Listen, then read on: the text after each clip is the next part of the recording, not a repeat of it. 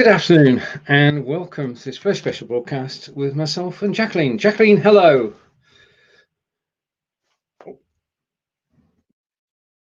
Okay. You should now be able to speak. My apologies for that. I am. Nice to join you. Well, thank you for joining me. I mean, it's been an amazing sort of 2 weeks meeting people from around the world who I've not spoken to before, getting to know more about each other and just enjoying live video. I mean, you make great use of live video, don't you, in your in your marketing, really? I do. In fact, when the pandemic hit, the first thing I did was I started going to Facebook and I started doing Facebook Live videos. And then I discovered Be Live, and it's just been an invaluable resource ever since. So like you, I do weekly interviews with different experts from all over the world. Brilliant. It's a great way to actually meet and find out about people. And we say hello to Chris. Chris is in Belgium, and Chris and I will be live on the 3rd of August. Now, when we decided to do this interview together, this chat, I did a little bit of research, and I found that the word etiquette is the tip of an iceberg. Could you explain a little bit more about what etiquette means to you?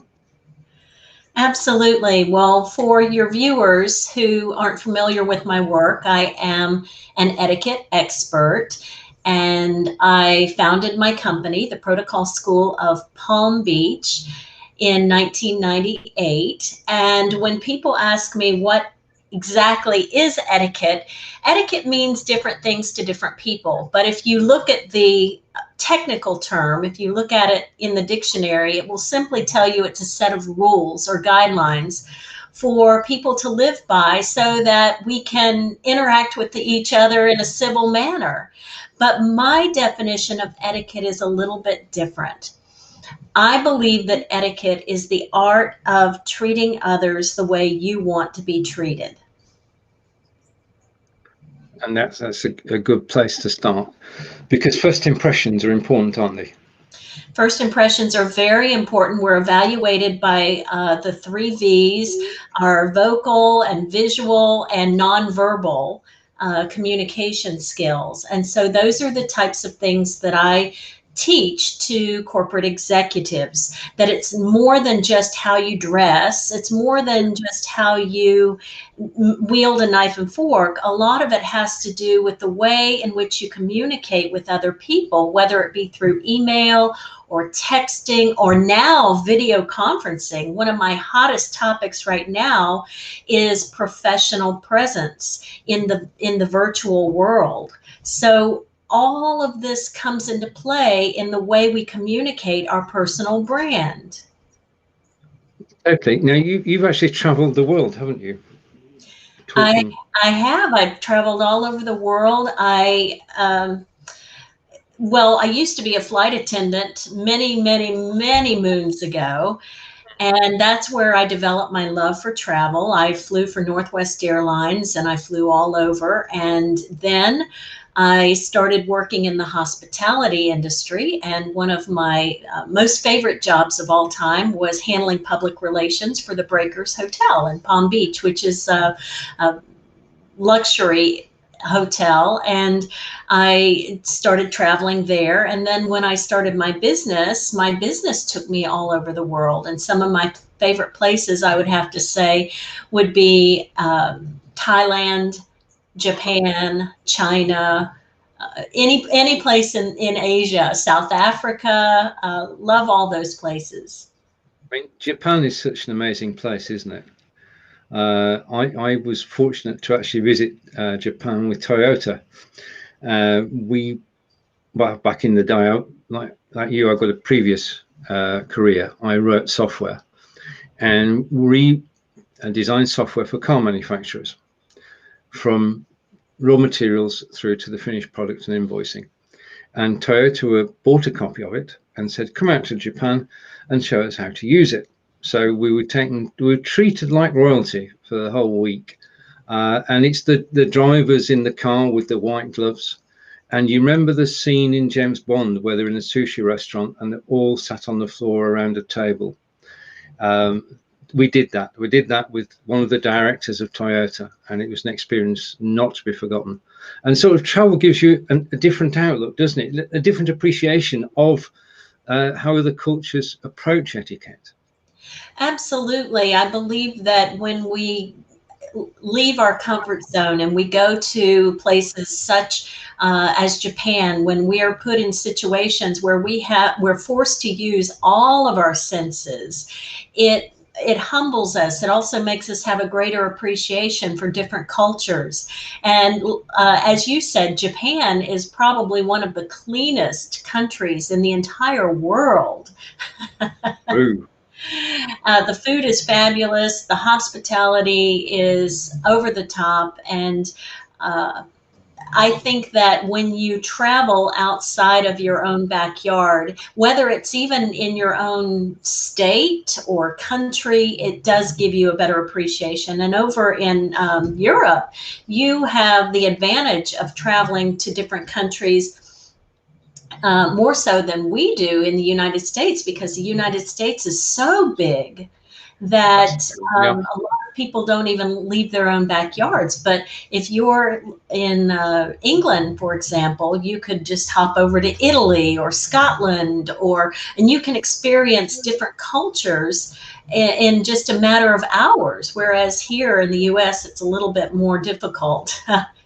We physically have to get on an airplane and go to some of these countries just to experience other cultures.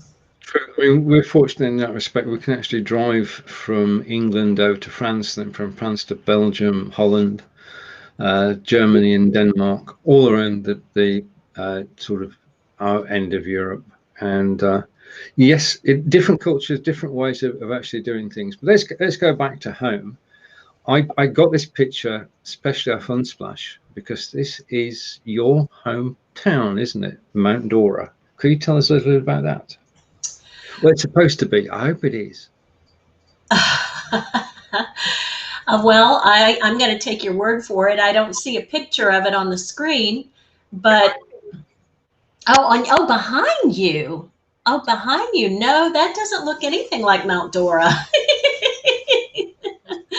We are actually inland. So for your viewers, just to put Mount Dora in perspective, if you think about the state of Florida, in the middle of the state, as if it were the heart of the state, that's where I live. I live inland. And for those of you who are just joining us, if you've ever been to Walt Disney World, I'm approximately 50 minutes away from Walt Disney World. So the town I live in is very small, about 13,000 people. Most of the people here are retired. I live in a 1925 cottage, which is absolutely gorgeous. I'm actually looking out into my garden as we speak, and it's a lovely place to raise a family. If you have a family, it's a lovely place to retire. And because I can work anywhere, yes. I could live anywhere because my business is remote. I have chosen to live here because it's a more genteel environment, if you will. And I lived in South Florida near Miami and West Palm Beach for 25 years. So the pace here versus there is quite different. Yeah, I'm of the same mind. I mean, we live in Wiltshire, which is about 120 miles from London. And if you think of Stonehenge, that is 20 miles away. And so is Salisbury Cathedral and Avebury. So it is the English countryside. It is laid back. Our town too is population of about 23,000. That's Devizes in Wiltshire. And it has to be said that we can, from our homes and from our offices, we can reach out to the whole world now. We're so fortunate to actually be able to communicate as we do, aren't we? Absolutely, and technology has made that possible.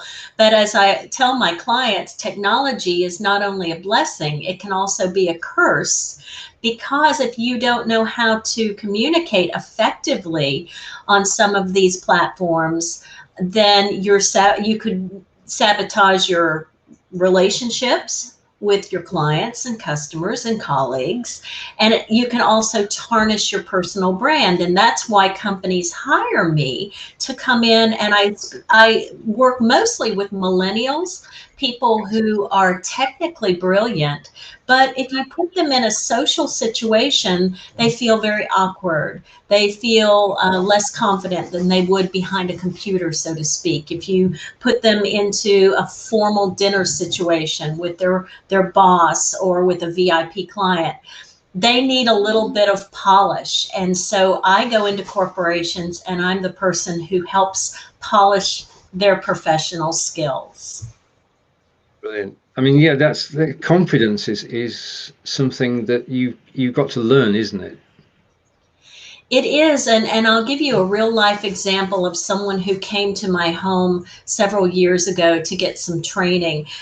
She was she's a scientist. She's got her PhD, but she also has her MD, medical doctor degree, and she worked, or still does work, for this World Health Organization in Africa. And so she got the job because she was so brilliant. But as time went on, she worked her way up to the top and found herself being appointed CEO of this worldwide organization, which means that she now attends these dinner parties. She attends these networking events. She does more public speaking. She has to update her wardrobe. She was not initially prepared for that when she started in the position of being a researcher. But now what's happened is she's so talented, at, like so many people are, they move up the ladder of success quickly, and then they need help. That's where I come in.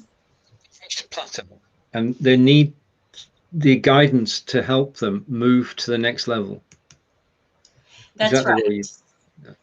Yes. Okay. Now, before every show that I'm doing, I do ask for 3 questions. So the first of those is, right, okay, how does one become an etiquette expert? Because you not only teach people directly, you actually teach the trainers, don't you?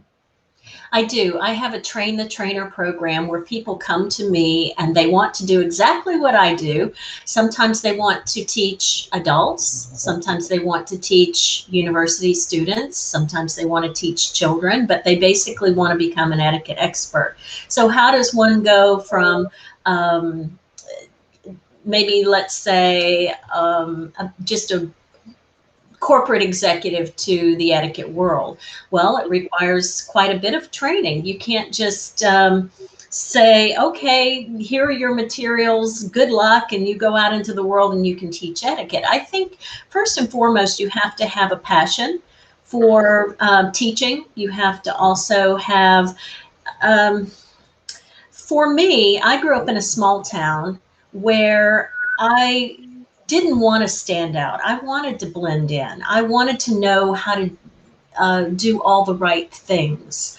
I didn't want to feel awkward whenever I went to certain events. And so I train a lot of people who are just like me, who might not have grown up attending cotillions and finishing schools and fancy tea parties and all of that. Yet they've always had the drive, the desire to improve and be their best selves. So you have to start with that foundation first, and then you have to have the right trainer, someone you believe, like, and trust. I call that the BLT factor. And you have to also, after you've worked with this person and this person becomes your mentor, then you also have to go on and you have to do your own research. So the world of etiquette is so vast. I'll give you an example. When I started more than 20 years ago, I was talking about dining etiquette. I was talking about writing thank you notes, very simple things. Now that we have experienced this pandemic, I'm getting calls from the media asking me questions like, how do you shake hands now when we can't shake hands anymore? And can you tell me how to conduct a Zoom happy hour or a BeLive happy hour? These are dilemmas that we never had to face even a year ago. So I'm being an etiquette expert, I have to come up with the rules because there is no roadmap, there is no guidebook. So you see how as times evolve, etiquette must evolve too. So to be a good etiquette expert, you have to constantly do your research, you have to have a lot of common sense, and you have to be flexible and move with the times. And things change so quickly as well, don't they? You really have to be up to date in order to be able to help people. So what's the most challenging part of the job? I think if you ask this question to different etiquette consultants, they would have a different answer. So I asked the same question to a friend of mine who's an etiquette consultant in New York. I said, what is the most challenging part of your job? And she said, well, it's the accounting portion. It's having to handle the finances. Well, when you're one person show, like most of us are, you not only have to teach, you have to do your own marketing, you have to do your own financial statements, you have to do myriad things just to keep your business going. So the challenge, I believe, is finding that balance, doing what you do best, and then finding other people who can help you do the rest. So do what you can and then find other people to help you. So build a team around you. Yes, and that doesn't mean you have to hire a full-time staff. It just means that depending on the project you're working on, you find the right people to help you execute that project. Yeah. Do you find that people are actually attracted to you as well? Or do you go searching for people, or you just find them accidentally? Well, all of the above. Okay. For example, I just launched a children's etiquette program for people who want to teach children's etiquette at home, because a lot of us now are staying home, and I feel that we want to teach our children good manners, but we don't always have a roadmap on how to do it. So I developed this program. So part of this program means that I have to have illustrations. Well, I'm not an illustrator. I can't even draw a stick figure. So I find a website where freelancers go and they bid for your project. And then I found this person. She's actually in Europe, actually. And she's doing the illustrations for my children's etiquette program. I mean, the internet makes it a lot easier to actually find people, doesn't it? To find the expertise you're actually looking for, and it gives everybody a sort of chance to display their projects that you can actually look at, and you can sense from the love that they've put into their work as to how good they're going to be on your project. Oh, absolutely. And I don't think that we necessarily have to look in our own backyard. We can look worldwide because there are so many talented people out there. And for the longest time, I was trying to find someone here locally to help me with my video endeavors, to do YouTube videos and so forth. And I found that it was very difficult, especially when you live in a small town like you and I do. So what did I do? I went online and I did a search, and I found this woman who didn't live too far away. She's actually in Orlando, which is about an hour away. And it's, knock on wood, it's working out beautifully.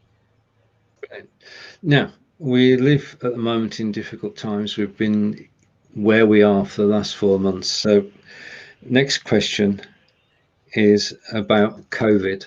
And with COVID-19, are there some new etiquette rules we all must observe? Now, I'm intrigued by this. Well, yes. And one I mentioned, it's the new form of greetings. How do we greet one another when we can't really touch one another? We're not handshaking like we did before. And so how can we greet someone and still maintain that level of safety, and but also be cordial to one another? So I've adopted some of the greetings that I've learned while traveling to different countries. One is the namaste, which is an Eastern greeting. You can put your hand over your heart and just nod your head. You can just smile and nod. Or if you want to get somewhat close to that person and you have a casual, friendly relationship, maybe you do the fist bump, maybe you do the elbow bump. So, as you say, as the world evolves, we too must evolve with it, and that involves new etiquette rules. The other one I mentioned is professional presence. Most of us now are communicating through our computers with one another, just like you and I are doing today. So it's important to pay attention to how you look, your posture, your background, and everything that people can judge us by visually. And you'll notice, and I'll just give you a very quick example. You notice that I'm wearing a solid color. The reason I wear a solid color is so that the focus is more on what I'm saying versus what I'm wearing. And it also is a color that brings out my eyes. So you see, all this requires thought that we didn't have to think about a year ago. It's true. I mean, it has changed the way that we approach being online. Now, talking of being online, may I share your website? And you give us a little. I would be happy if you shared my website. Right. Okay. So I'm going to share screen, and I'm going over to your website, and I'm going to bring the website in. So it's now in my studio, and I'm going to bring it up on screen. I'm going to switch my camera off, and I'm going to put you picture in picture. Now, what I'm going to try and do, Jacqueline, is this. If you tell me where to go on the website, I'll try and get there. Okay. So you give me directions and we'll show different pages and different aspects of your website. Okay, well, first of all, while you're on the home page, which most people don't leave the home page after, that's the main thing that I want to communicate to our viewers. You have to have a good website. People have to be able to find you, and your website has to communicate exactly what you do and who you are. So if there's any question about what you do, people will click off your website and go to your competitor. So what people generally do is they Google Etiquette Expert, and I come up #1 in most search engines, because my URL is etiquetteexpert.com. So boom, they land on the website. And if you scroll down the home page, stay on the home page, but you scroll down a little bit, not only can you see my picture and my book, but you can also see how I can help you or your team. So could you benefit from business etiquette training? And then if you scroll down a little bit farther, then you'll see a little bit about my bio. So you never have to leave the home page. And then if you scroll down a little bit farther, you'll see some of my videos, which people love to look at videos. And then go down a little bit farther, then you can see where I've been in terms of the media. And then at the very bottom, you'll see my latest tweets. You'll see my Facebook posts. You'll also see some of my Instagram posts and then my contact information. So in a snapshot, you can get a good idea of what I do just by clicking on that home page. And then if you are still interested in the world of etiquette or what I do, then most people will either go to the About page, which is the second icon on the screen, and you can click on that, and then you can get a snapshot of who I am as a person and what I have accomplished in my life. And then the third page that a lot of people go to is seminars. Seminars, that's there you go. And if you go to professional development seminars, you will see all the things that I teach. And that's first and lasting impressions. There's a class called Dining for Dollars. Then there's, if you go down a little farther, there's techno etiquette, mastering your mingle ability. That's how to improve your networking skills, suiting up for success, which is all about dressing for success, going global for people who travel internationally and they want to know how to succeed in the business arena. And then there is even a course for women, business women. So, and then presentation skills for people who like to speak in public. So most people don't go beyond those pages and unless they want to hire you, and then they'll click on the contact page and then they'll find out how to get in touch with me. But one of the things that I would like to point out is that I do have a newsletter. It's a free newsletter that I put together every single month that is filled with tips and tools about how to better yourself, how to become more comfortable in social and business situations.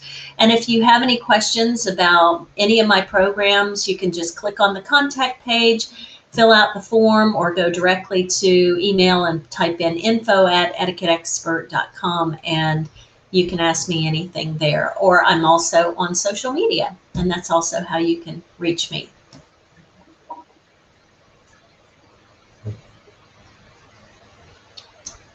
And we're back. Thank you, Jacqueline. I'm just going to make an alteration here.